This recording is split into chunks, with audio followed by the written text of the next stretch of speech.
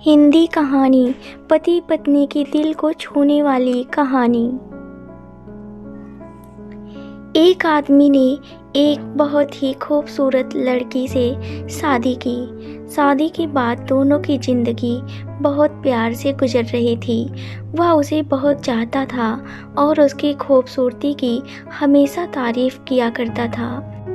लेकिन कुछ महीनों के बाद लड़की चर्म रोग से ग्रसित हो गई और धीरे धीरे उसकी खूबसूरती जाने लगी। खुद को इस तरह देख उसके मन में डर सताने लगा कि यदि वह बदसूरत हो गई तो उसका पति उससे नफरत करने लगेगा और वह उसकी नफरत बर्दाश्त नहीं कर पाएगी।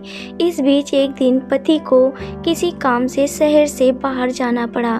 काम खत्म कर जब वह घर वापस लौट रहा था, उसका एक्सीडेंट हो गया।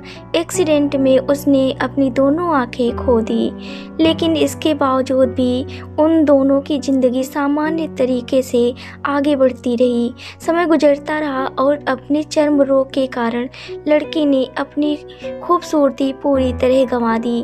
वह बदसूरत हो गई, लेकिन अंधे पति को इस बारे में कुछ भी पता नहीं था, इसलिए इसका उनके खुशहाल वैवाहिक जीवन पर कोई प्रभाव नहीं पड़ा। वह उसे उसी तरह प्यार करता रहा। एक दिन उस लड़की की मौत हो गई। पति अब अकेला हो गया था। वह बहुत दुखी था। वह उस शहर को छोड़कर जाना चाहता था। उसने अंतिम संस्कार की सारी क्रियाविधि पूर्ण की और शहर छोड़कर जाने लगा। तभी एक आदमी ने पीछे से उसे पुकारा और पास आकर कहा, अब तुम बिना सहारे के अकेले कैसे चल पाओगे? इतने साल तो तुम्हारी पत्नी तुम्हारी मदद किया करती थी।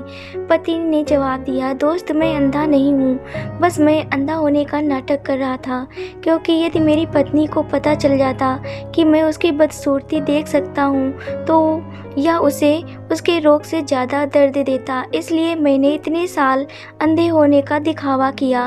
वह बहुत अच्छी पत्नी थी, मैं बस उसे खुश रखना चाहता था।